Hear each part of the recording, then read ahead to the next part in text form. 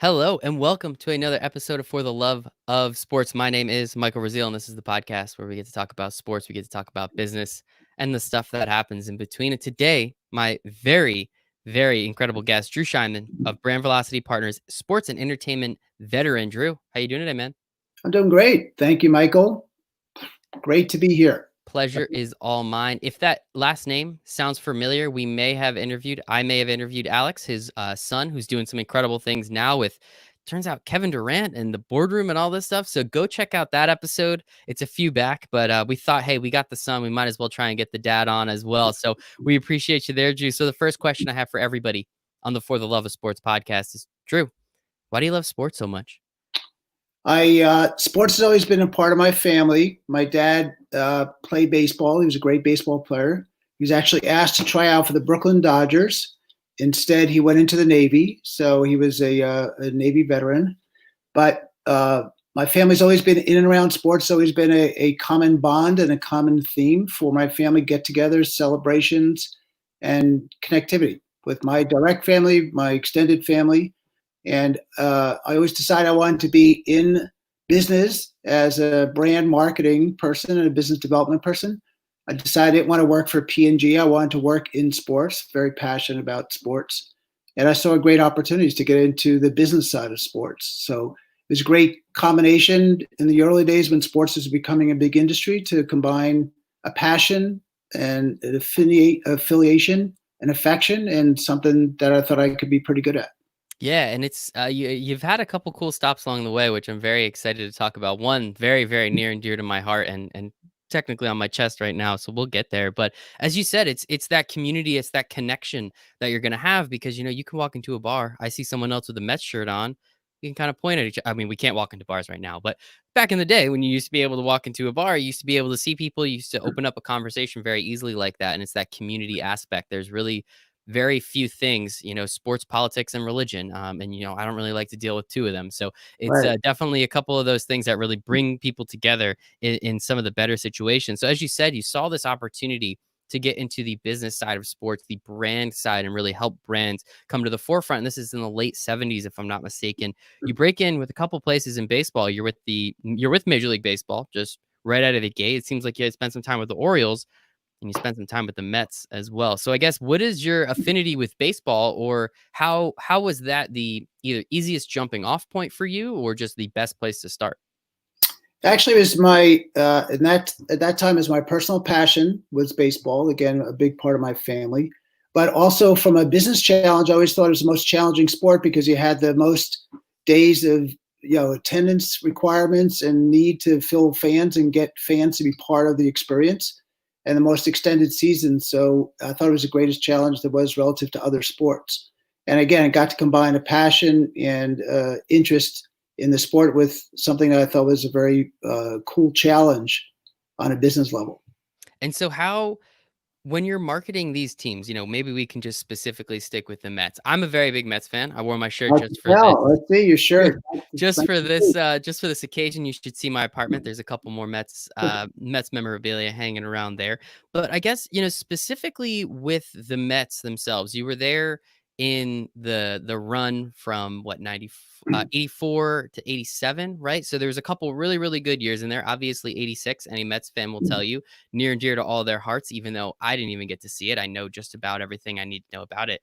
But the bad guys won, right? That was the whole narrative. They're all terrible people. And, you look back and, they probably weren't all the best. But being the director of marketing of the New York Mets for that 86 run, while I'm sure tickets were selling, how was the PR backlash and making sure people, what is that conversation like, making sure people really understand, hey, we're good guys. We're not all bad guys. Yeah, well, actually, the dirty little secret is I grew up as a Yankees fan. Oh, no. And then I was one of two of the first ever executive trainees chosen for Major League Baseball's training program in 1979.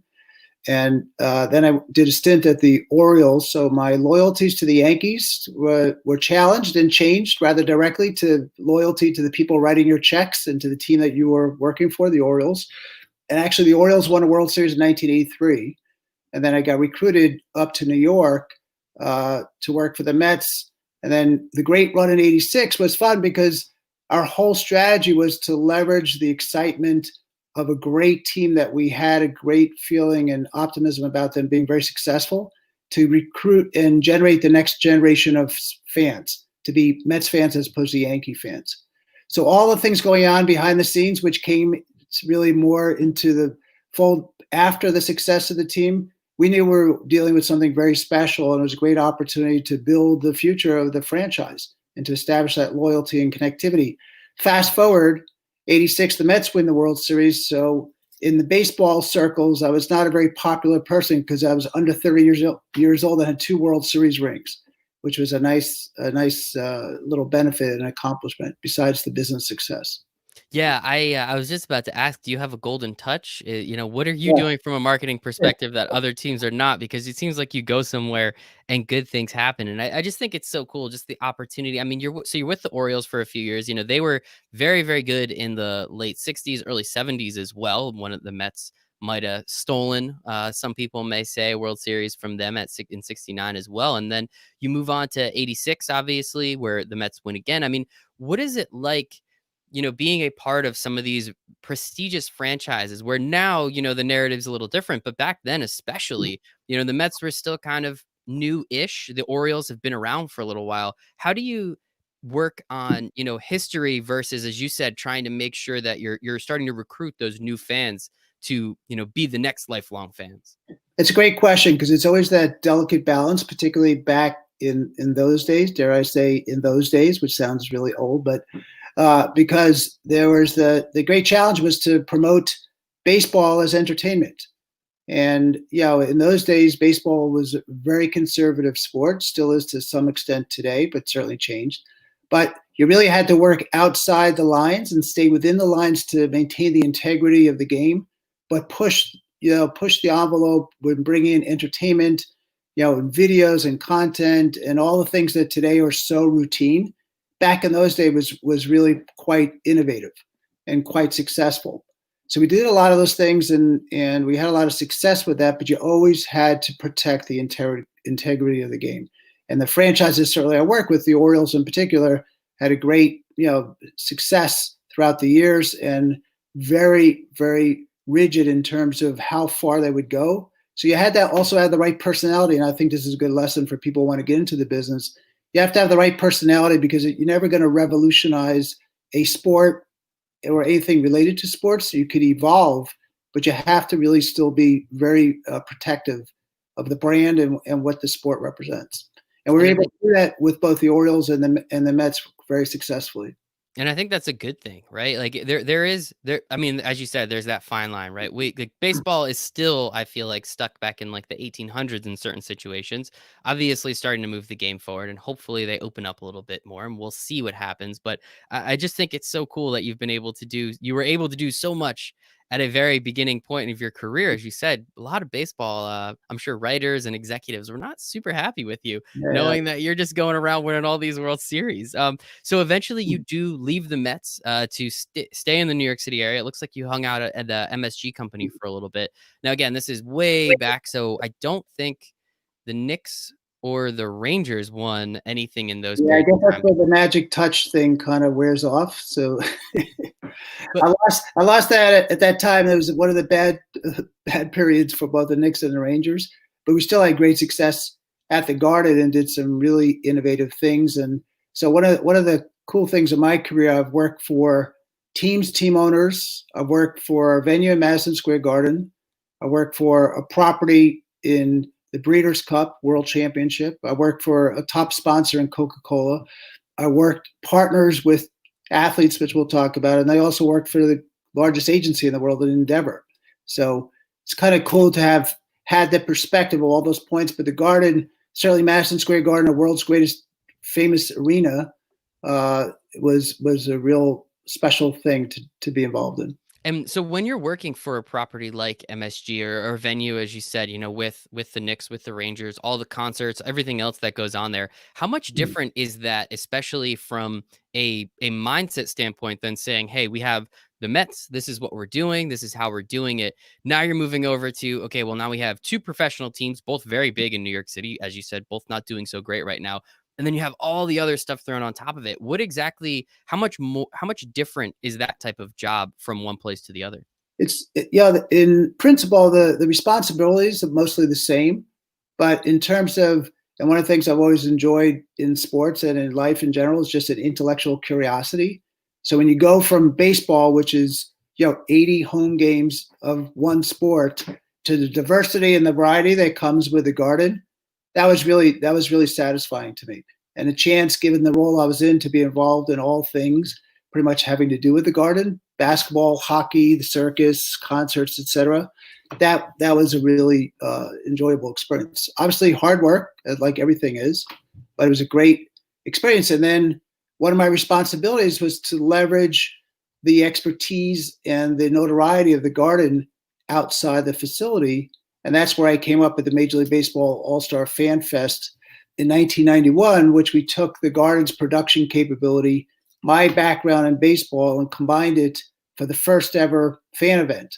And now there's fan events that exist in every sport. We've created a cottage industry, but that was a great, point of success and a level of entrepreneurialism to actually do something outside of the facility and to really create a new industry, which is also a great accomplishment.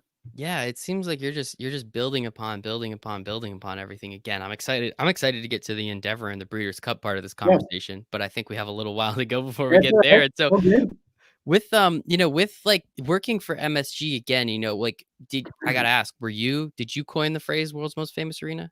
I did not. I Mm, did not. I think I don't know the exact date, but probably should. But that existed before me. okay. I'd like to say I did, but I did not. I was gonna say at this point, I feel like everything you touched became gold, so that might have just been on the Michael, you're too kind. You're too kind. Yeah. stop it. So you're working at MSG for a couple years. You then move on, as you said, you worked at an incredible venue like MSG, but you've also worked at one of the biggest sports sponsors in the entire world. If I'm not mistaken, right now the biggest sports sponsor in Coca Cola. So you were there for a few years back in the '90s. One of the biggest being the '96 Olympics. Mhm. What like so now again, so you've done a couple baseball seasons, won a World Series, a couple World Series, which is kind of incredible. You've gone to MSG where you've worked with a bunch of different things going on. Now you're working with a property in Coca-Cola. And I saw the list. It was way too long to write. You pretty much did, I felt like, every single sport while you were there, but the Olympics in particular, the biggest event every 4 years. Obviously, this year is a little weird, but the biggest event every 4 years. How much can you give us, I guess, a scale on the size of a World Series, like with the Orioles versus the Olympics in 1996? Like how big and how different are those two things that are going on? I would say dramatically different for sure, just in terms of the size, the scope, the scale, obviously the global, connection and association with that. But even more importantly, because it was the Olympics coming to Coke's hometown in Atlanta. So that added a whole nother dimension. A lot of people thought that Coke bought the Olympics and paid for them to come to Atlanta. Little did they know how much pressure and how much more Coke had to spend to put on a great show in Atlanta. And I'm very proud to say I was a big part of that in creating the Coca-Cola Olympic City, which was a 90-day theme park, like Disney Junior theme park, Mhm. and it was a great success. And that was a big part, a great showcase for the Olympics coming to Atlanta and doing all the right things that a big sponsor of the Olympics like Coke should be doing around the Olympics in their hometown. Yeah, in the hometown, I think that part is just absolutely crazy. That just, as you said, it adds another layer because you can't, everything has to not only be perfect, but it has to be to the nines. It has to be Yeah. so significantly bigger. So, talk to me a little bit. Like, what exactly goes into planning something like that? Like, how many man hours, how many people are we talking about? And like, what is, again, the scale and the scope of something like that? How many years in advance are you guys trying to plan this to, again, make sure that it's going well above and beyond? So it's probably, I'd say, probably 3 or 4 years in advance in the planning. The particular Olympic City theme park, which I created, I was responsible for, was probably 2.5, 3 years. But I like to say the funny part, as you can imagine, presenting an idea like that inside a company like Coca Cola is a job unto itself. So people would not believe until they actually thought about. I probably presented that plan and vision that I had conceived with a team, probably to 1,000 people inside the company.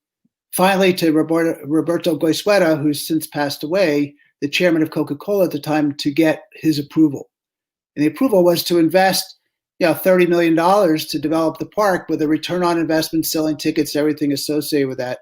But it was probably at the time, maybe still today, probably one of the biggest, most visible events that Coke has ever put on, which is quite a statement.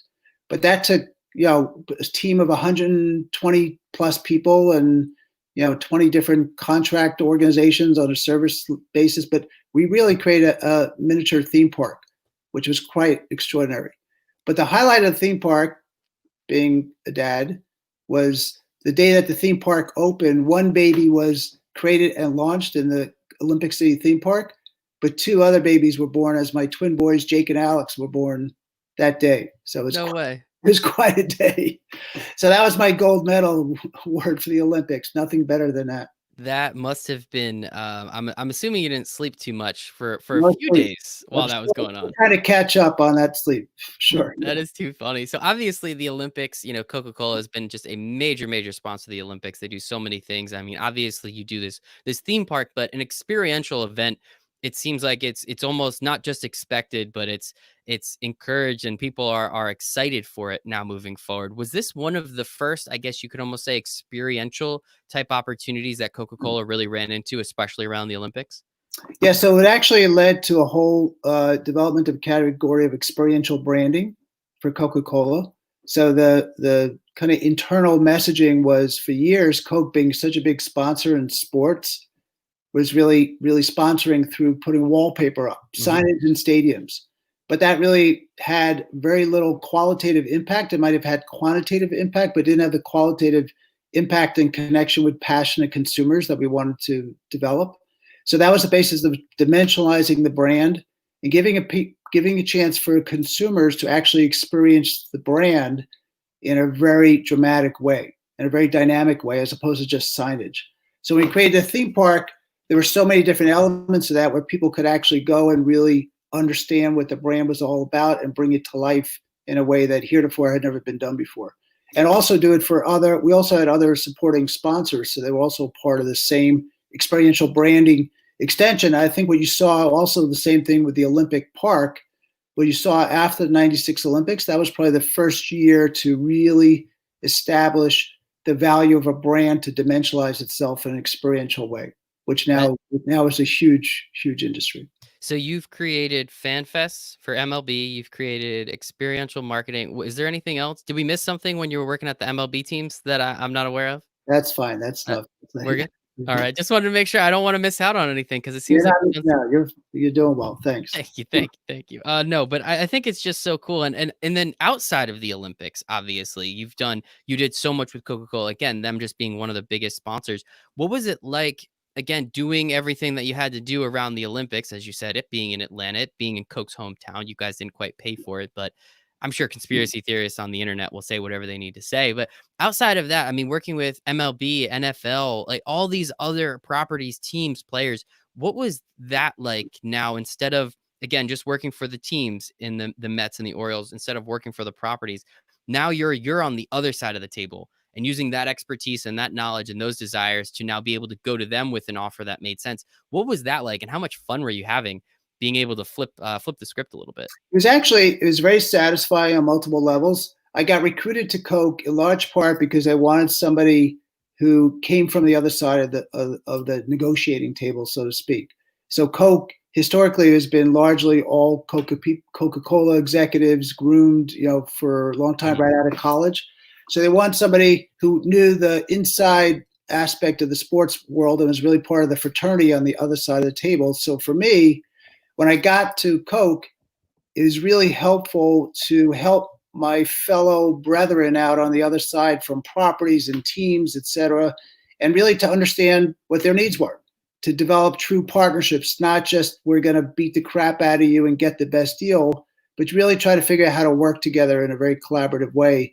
So that perspective was very helpful to the people we're negotiating with, as well as the other colleagues that I was working with at Coke. In fact, I remember one of the times I was a speaker at the IEG event marketing conference, and I got up and I gave a presentation about how, if you're going to sell your sponsorship to Coca Cola, here's how to do it. From somebody who's now on the inside, who Mhm. was previously on the outside selling, and they told me it was one of the most, compelling speeches that anybody ever gave, because I really felt like that was part of my job, to create a better level of efficiency on both sides of the table, having the benefit of that perspective. Yeah, I mean, it makes your job a heck of a lot easier, right? Well, Because now everybody's, and it makes the industry better, honestly. you don't have to ask all these follow-up questions. You can just pretty much give everybody, "Hey, I need this information. If you can give Right, me this, we can start to have that conversation," which I think makes sense. You said the word efficiency obviously speeds that up on your end, on their end. Everybody's better, everybody's happier. And with that, I guess, how taking everything you learned from the other side, now learning and starting this experiential side, how, like, when you're then going to these teams and these other partners, were you using this experience aspect, this experiential branding and marketing? Were you introducing that into other ways, into new areas? well, that was a big part of it, and many of the stadiums and arenas you'll see today don't have, again, the typical signage, like the AT&T Park where the Giants played. You'll see that big Coke bottle, which is a signature element of the signage and the sponsorship of Coca Cola. Same thing with Fenway Park. So you see that in a lot of the other stadiums and arenas. And there's a new group created after I left Coke that took that on and pushed it forward. But very definitely changed the whole dynamic of what a sponsorship would look like, and how to work more in partnership, but more importantly, how to really maximize the impact. And frankly, you couldn't afford to do that in every stadium arena. So there's a large part of it was a big, analysis to figure out where were the best arenas and stadiums and markets that were most important. But if we're going to do it, we're going to activate it properly versus the old days of, pretty much putting up signage and selling product. Yeah, I think it's such a boring way of doing marketing, right? Just being Yeah, like, "Hey, Coke's here." It's like, "Awesome, thanks, guys. Really appreciate it." Like that's there's so much people can do, and obviously you were very much on the forefront of that. That I think that's where, if it hasn't already gotten to, which we've seen outside of the influencer world, which is a lot of that same stuff. I mean, if you do it correctly, it's not quite, but there's so many other things you can do, especially on the experiential side. That's just, it really impacts people more, and it really creates that emotional connection, which is what a sponsorship, what a partner is looking to do, right? You're trying to create emotional connection so that way when they remember this event, they remember Coca-Cola with it. right, right. And that- Like I used to say, like the Olympic City theme park, the whole strategy was for the consumer to come through an entertainment window, not through a Coca Cola. I'm going to bash you over the head, with Coke signage and visibility, etc. But come through a different entertainment window. Come through that experience. Once you come through that window, you're definitely going to walk out knowing that Coke was the sponsor, but the impact is going to be that much greater. And we have studies and tons of research to support that. I love it. I got to ask, what were some of the names of the rides? Like, did you have like a fountain soda, like, like, did you We have had anything fun like that? Well, we had a mini Coke, World of Coke, which was like delivering and treating people to product. We actually had a Discovery Center venue. So Discovery produced an entire mini theater on site as one of our sub sponsors. We had racing. It's funny when I think about it now because technology is so far advanced. Think about some of the technological advancements in entertainment. But we had racing against Jackie Joyner Kersey, and we had like shot putting, and it all like put yourself into the experience. We had not unlike the Disney kids, we had the Coca Cola Olympic City Dancers. So we actually did. This is all part of going into how insane I was to actually conceive a temporary theme park.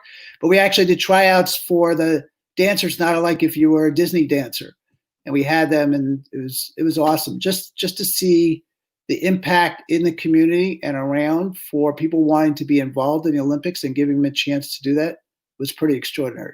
I think that is awesome, man. I think that is just too cool. I'm very grateful that we got to chat about that Yeah. a little bit again, with Coca-Cola being one of the biggest and you being at, at the forefront of some of these things. I think it's pretty darn cool. So after Coca-Cola, it looks like did you leave sports, Simon Property Group? That doesn't I seem like left, a very. well, I left sports indirectly. The Simons own the Indiana Pacers. And given everything I had done at Madison Square Garden and Coke, I got recruited. So I was the non-soft drink guy at Coca-Cola, right? And then I became the non-mall guy, recruited by David Simon and Herb and Mel Simon to come in and run their brand ventures group, as they were in the process of aggregating a number of shopping malls to create the first ever single owned shopping mall network. So, and they knew what I did at the Garden and knew what I did at Coke. So effectively, they wanted to create 250 Madison Square Gardens and network the malls. So it was one of those once in a lifetime opportunities to go work for the biggest player that certainly understood my value proposition, but a chance not just to define a new industry for the company, but to define it really for the entire mall industry and commercial real estate industry. And that was like one of those once in a lifetime opportunities. I had to do it. And I love the people I work with, and it was great. It was just a very big opportunity to be involved with the leading players in the industry who still own the Indiana Pacers. So Okay, so you're still kind of connected. I like that. I yeah, like. yeah. But it's part of like you see in my career path is I am a very curious person by nature, and I'm by nature always thinking about new opportunities to be disruptive. And when you get a chance to do that in sports, certainly it's welcome. Somehow in and around sports, it's certainly welcome. Didn't take away or detract from my love of sports. I'll tell you that. I think it is absolutely fantastic. Did you so again, that's just another thing that you created essentially. We'll add that to the list. I'll have a running total at the end. Don't worry, everybody. I'll have it all written down somewhere. But with that, I mean, did you miss working, directly with the teams, with the players, with the leagues at all? Or was it something that you were just having so much fun again, creating this entire new thing that you could kind of, hey, I'm still getting to go to Pacer games every once in a while. It's not too bad. It was such a broad platform, and the challenge was so enormous in an industry that was equally as dynamic to the sports industry. I missed it a little bit, but I was still involved indirectly based on some of the other relationships we had in and around sports and entertainment. So, and again, so it's an interesting transition because when you step outside of sports a little bit, you get to be a fan almost back to where you started in your origins of becoming a fan. You're always a fan. You always love sports for all the reasons talked about at the beginning, community, religion, etc. But you really get a chance to enjoy sports at a different level, and it changes. Obviously, you have family, it changes as well. So it was a great experience and well worth the ride. And I guess with that, I'll ask the question: did that hurt working in sports for you at all? And I mean, obviously, as you said, you've done some fun things, you've enjoyed your time, but not being able to again going work for the Baltimore Orioles and not really being able to openly root for the Yankees or going to the Mets and the same thing. Did that ever kind of take away a little bit of that love for you, or was it just you enjoyed the business aspect so No, much? it changed, and it's interesting because the love got transferred to my family. I used to joke when the Orioles were, in the playoffs in the World Series, and the Mets were in the playoffs in the World Series. I'm working my a off, right? And my family got to enjoy it, and arguably they had more fun than I did, but ultimately I did just fine. So, but you get to enjoy it at different levels. So once you're a sports fan, being that kind of enthusiasm, you never lose that ever. And if you do, then you're in and around the wrong business, honestly. Yes. Yeah, yeah. And that's always a question I like to. It does change. It does change. Certainly if you're working for a team like I was a pretty diehard Yankees fan, as I said, but working for the Orioles, I had to make some adjustments for sure. Yeah, I don't see any, Yankees, championships in your background. You didn't show me any of those today, so, Yeah, just saying. Just yeah. saying. Maybe you'll work for them one day and, 20 years They down have the enough road. on their own. Yeah, exactly. Yeah, I think they're just fine, but I always like to ask that question because I think it's really important, the reason we wanna work in sports is because we love our team, we love the sport so much, but once you start working in it, now you're not hanging out on your couch on Sunday with your friends, eating chicken wings, you're at the ballpark, you're Yeah. at the stadium, you're working, and it's not quite the same thing, so I always appreciate a little insight there and kinda how you dealt with that, especially in the beginning. Yeah, well, certainly I want to be involved in sports, working in the business because of my love of sports, but also the love of the people in the industry. So I'm very proud to say I have a lot of great friends who I've, built relationships with over the years, going way back to kind of the origins of when sports really took off. So that's the other big part is the people in the industry, and certainly now generationally, when my two boys are involved in sports, there's nothing better than that. But that's a big part of, I think, if you ask most people why they're involved in sports, they would say the people as well. Yes. Yeah. I mean, you gotta love the people you work with. You gotta love because they're all crazy sports fans too, Yeah. right? Fan is short for fanatic. We're all crazy and we love it. But I do think that's really interesting. So after working on this gigantic network of malls, again, still getting to go to Pacers games, as you said, stepping away a little bit, you then kind of come back into the industry a little bit, working with Tiki Barber, correct? Mhm. So Yeah. how does something like that come back up? Like, was that working with the Simon Group? Was that kind of on a project you did what you needed to do, and then you wanted to get back in, or was it No, again an organic, just kind of, hey, I kind of want to get back into what we were doing before? it wasn't, it was organic to the extent that when I worked for Simon, I used to go to the big real estate shows, ICSC, and we should sit down with Magic Johnson. And oftentimes, a Magic would be coming to pitch his real estate ventures to the Simons. And like one of the days, I remember like leaving the meeting and said like, why is this the only guy doing this? Why is he the only athlete in business at this level? Long story short, fast forward, as a Giants fan, as you are, Tiki Barber was one of my favorite players. But I was really fascinated by his charisma, his notoriety off the field, and the things he was doing outside of playing football. And Bob Tisch, who owned the Giants, at the time, since passed away, was one of my mentors. And I went to Bob and I said, Bob, look, I really think there's an opportunity for Tiki to be the next Magic Johnson. And I love if you could make an introduction, which he did. And I met Tiki and his business manager, agent Mark Lepselter. And I said, look, I have this vision, and I think you could definitely replicate what Magic Johnson did. You got the same gravitas, you got certainly the intelligence. You're younger in by 12 years or so. I said, and this is what I'll do for you. I'll organize the entity, I'll put all the pieces together, and I'll introduce you to the business world. So we did. We created Tiki Ventures, and my plan was eventually to do that with Tiki and Rondé, his twin brother, and then over time to scale that with other talent, although there was certainly enough to do it with Tiki.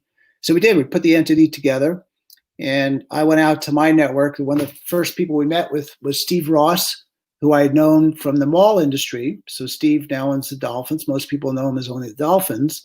Little did they know he's had a nice little career in real estate, commercial real estate. And Steve loved what we were doing. And our first deal was creating a joint venture with Steve Ross, in his affordable housing business. So right out of the gates, we had a extraordinarily valuable joint venture in affordable housing with Steve Ross, prominent real estate guy. This is before he bought the Dolphins, and we were well on our way. And we had some great success with that. Also introduced him to Michelle Obama, who is part of her Let's Move campaign. So Tiki was the spokesman of that. So a lot of really great positioned opportunities for him to be a very well received business person. And with something like that, you see it a lot now, but you didn't quite see it as much in the past when, again, you probably created it. Let's just be honest at this point. You Yeah, another Michael, thing. you keep coming. But no, I mean, one thing you see now a lot with athletes starting businesses or becoming investors and then using their personality, using their face, using their influence to go and drive traffic or drive opportunity, more and more opportunity, because more people are willing to sit down with Tiki Barber than are Michael Rasile, unfortunately, at this point in time. Now, if I keep hanging out with you, I don't know what the heck's gonna happen. Right. We'll see what happens there. But is that something, were you looking at it from that sense where, again, Magic Johnson, if someone said Magic Johnson wanted to sit down with you, I feel like every single time you're going to take that meeting. Was that kind of one of the reasons or one of the ideas behind, hey, A, you got paid a couple more bucks than most people, your career is going to be a little bit shorter, but B, you now have this face, as you said, this gravitas that you can go out there and now we can start meeting with more and more prominent people. Was that something that you thought of in the moment? No question, no question. Because I saw at Magic, I studied Magic from having met with him a couple of times, and really studied his business and his success. And he used his celebrity like in a very profound way to change the world, in a social sense, and change the world in a business sense. And he worked his tail off. Insanely hard worker, and not that many people know that about Magic because people think a celebrity doesn't work that hard. But so absolutely, I saw that, and I saw the potential for Tiki to replicate that in his own way. There are things that he was very passionate about: education, childhood activities, things like that, health and wellness. And I thought it was a great opportunity to do well and do good at the same time. And that's something that I've been a strong advocate of personally. And I thought the opportunity to do it around a celebrity who had that access combined with my access and network, but who could really make a difference. That was really appealing. And then to do it well and knowing that we were at the very early days of this phenomenon now that exists today at such scale that if we did it right, we could also do it and help other athletes who also needed that kind of assistance. That is awesome. Plus, yeah, you get to do it with one of your favorite football players, right? Yeah, Could be that was part of it too. could be Exactly. worse. Could definitely be worse. And I guess, I mean, obviously, again, it makes sense. It's one of those things when you're listing off all these things that you've done, me sitting here, 20, 30, sorry, 40 years in advance in some of these places, like it makes sense. All of this stuff absolutely makes sense. It's a no-brainer. But again, when you were doing it, it wasn't like, it was the idea was out there. Someone just kind of had to take it, cultivate it, and put it there. And it's just so happens to be you three, four, five times now. I think we're up to with some of these incredible ideas. Like, what haven't you created? I guess maybe that's a better question, right? That's probably a subject for another show. I don't know. That's yeah. I've got time if you do, Drew. Believe me, I will make it for you. Yeah, So, I think what I love about what you're doing, your podcasts, and how you're approaching the love of sports. Like, there's a love of sports as a spectator, the love of sports for business, and what you're doing also to help inspire young people who want to get in the business, who don't really understand what the business is about. They might think they do, but they're learning now. It's much easier to learn and understand than it was when I was getting in the business. But really, in any industry, when you're a curious person, it creates a lot of opportunities. But then once you create the opportunities in a sense of an idea, execution's a whole other story, right? How do you make things happen, right? How do you get shit done, if I can say that word? yeah, you already said it. It's not a I, big deal, but perfect. no, you're completely correct. I mean, everybody has an idea, right? We're all in those group chats. We all have our friends like, "Oh, this is a great idea." It's like, "All right, well, are you going to do it or are you just kind of going to like forget about it and then just go sit back down on your couch?" I mean, you have 9 to 5 means that there's another few hours in the day that you can still work on those Right. extra things. So, it's always very interesting to me to see the people that actually are doing it again like your son. Obviously, he takes after you. I mean, creating deals with Kevin Durant and Rich Kleiman, that doesn't happen by accident, right? Like getting Mark Cuban to come on a show to help college students and high school students, now during this pandemic, I just thought that was a great idea. I've been able to share some of the things, and I just think it's absolutely fantastic what Alex has been able to do. Unfortunately, I haven't been able to interview Jake yet, so I guess I'm gonna have to get him on soon too. I There think you that'll go. be pretty important. But so you're working with Tiki Barber. You're really helping him in this business sense again, creating connections, helping him cultivate this business. After that, as you alluded to it a little bit before, you then go and work for the Breeders' Cup. What like how does something like again, where's the organic connection to the Breeders' It Cup and how actually you is again back to being a curious person, always wanted to take chances and do things differently. I got a call out of the blue from a top recruiter in the industry, and they said, "Drew, like calling on behalf of the Breeders' Cup Horse Racing World Championship, and the board is looking for an innovation leader." I said, "Well, that I like that. Kind of seems true to what I've been doing." And they said, by design, they want somebody who knows nothing about horse racing. I said, "Well, that's definitely me." Like, so I've been to a horse racer too. So fast forward, I did my due diligence and met with the board and traveled the world, etc. And it was an extraordinary experience to bring a vision to one of the greatest events in the world around one of the greatest sports in the world, which has had its challenges for sure. Working with some of the most beautiful animals, athletes in the world, and to bring like a very objective perspective to the table. Working alongside Bobby Flay, who was on the board of the Breeders' Cup, who's now a friend, and others, and many celebrities who just love horse racing. One of the things that struck me was how many people are so insanely passionate about horse racing. So my job as the outsider, with again insane objectivity, was to help take that perspective and spread the gospel literally and figuratively around the world, giving speeches at events and really promoting all the beautiful things that I saw through the world of horse racing. Because a lot of people's perception is it's like smoky OTB parlors and degenerate gamblers, but there's this whole other side of the industry which is really quite extraordinary. Yeah, it's either what you just described or people in fancy hats that we see at the Kentucky Yeah, there's Derby. a I lot think of that.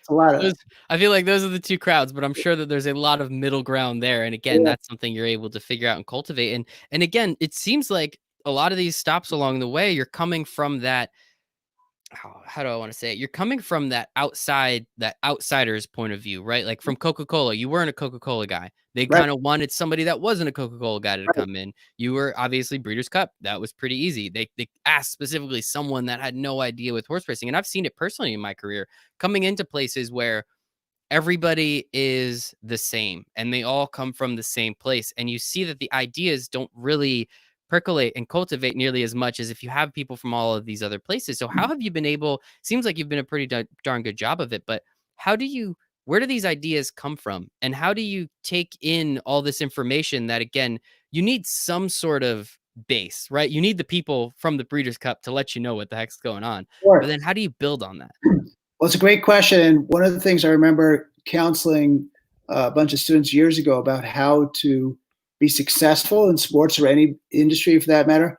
I said, if you're going to interview for a sports job, stop reading ESPN magazine or sporting news. Like, go read, you know, fashion magazine and go read a technology fast company or Wired magazine. Go and really get smart about everything around the sport, right? And around the industry, because that's going to help you be more successful rather than people who just come in with a straight focus on an industry or an opportunity. Like, you really have to spread your expansion of thought, and that drives innovation and drives value. And in today's world, that's absolutely critical.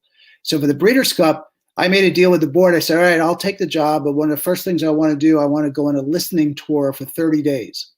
I want to go around the world, and I want to go put together a list that you will help me create of people who are, billionaire horse owners or degenerate gamblers or celebrities or people in the fashion world who love the sport. Like, really go build my brain in a way that will help me do my job better.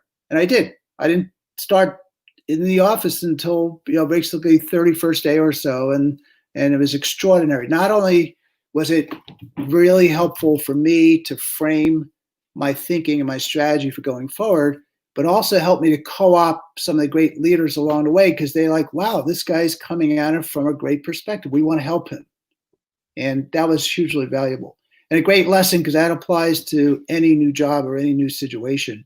That same approach, I think, is hugely valuable. Yeah, I think if I'm not mistaken, your son may have done the same thing. I can't remember the company he was working at, but he said he pretty much just went into everyone's office and was like, "Hey, can I just get 5 minutes? I'd love to talk, Right. learn a little bit about you, and hear what's going on." And again, it was hugely successful for him. I wonder where he got that information Yeah, from. there I'm you not go. gonna not gonna Okay. point fingers or anything. So you go to the Breeders' Cup. You're there for a little while. Again, not knowing anything about the sport. You then go on this listening tour, which I think is an awesome idea, and I can't wait. If I ever get another job that I'm not the owner of, I'm absolutely going to go do that.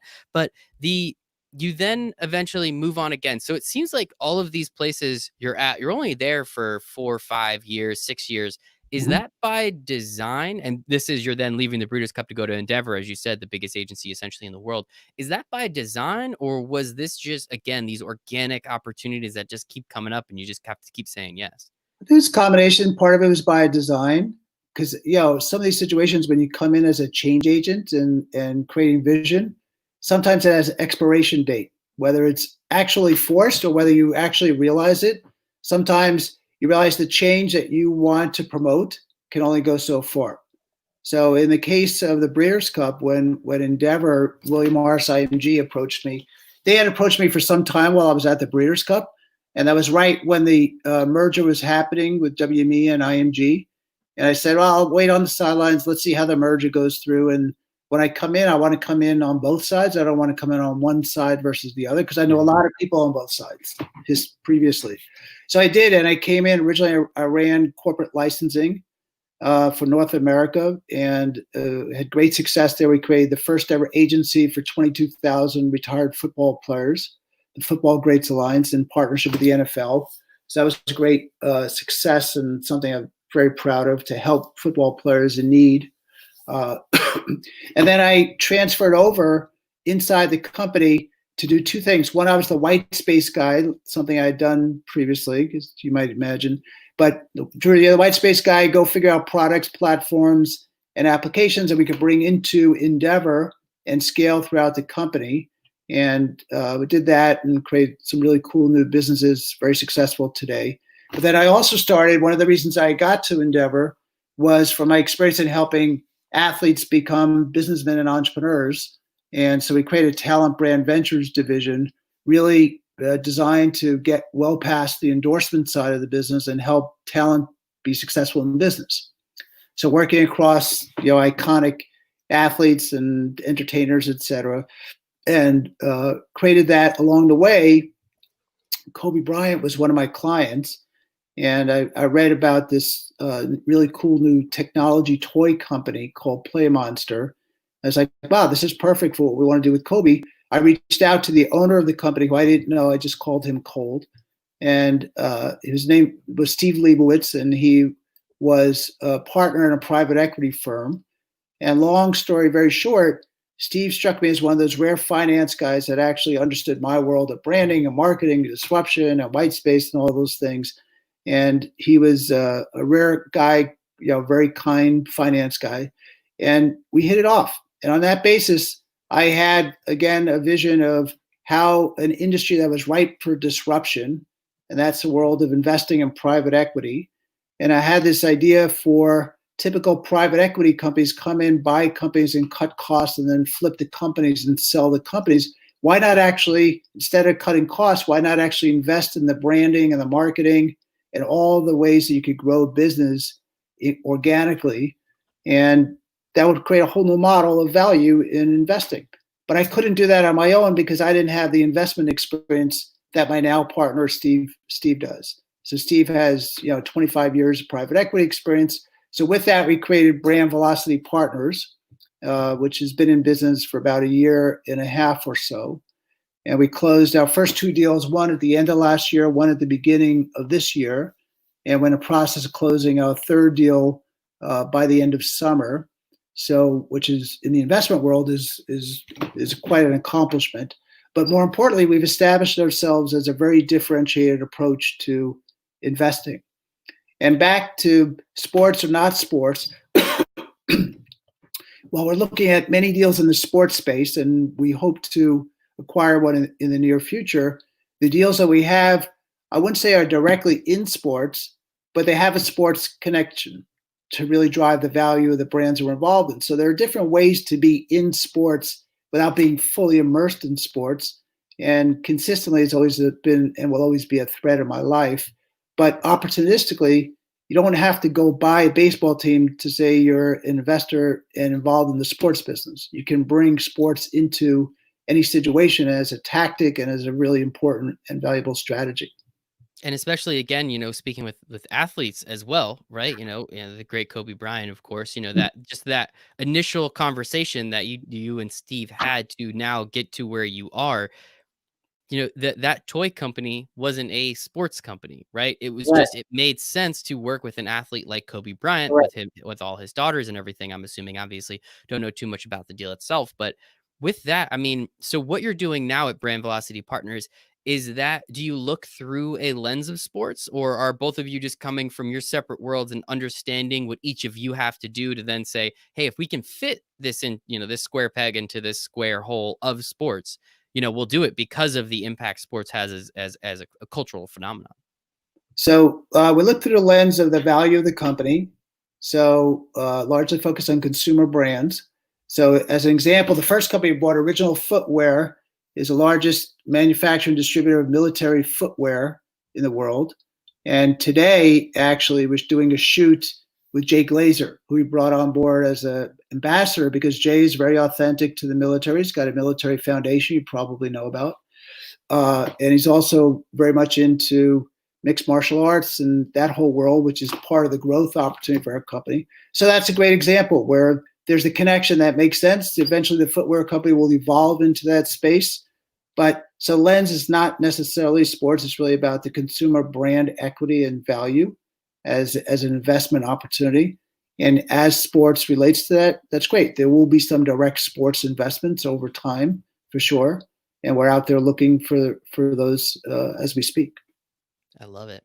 This has Yeah. been incredible, Drew. All the stuff that you've done. I mean, that Jay Glazer one just shows. I mean, if everything else didn't show how smart you are, I mean, obviously, I know we all know who Jay Glazer is. We know about his MMA gym that he has out in LA. I actually know one of his partners, Lindsay Napella Berg. She's Oh, an cool. incredible, Yeah, incredible yeah, person. She's a volleyball player, yeah. doing some amazing stuff as well. So shout out to Well, Lindsay. But well, all of this is very important. You're being very kind and complimentary, but it takes a team.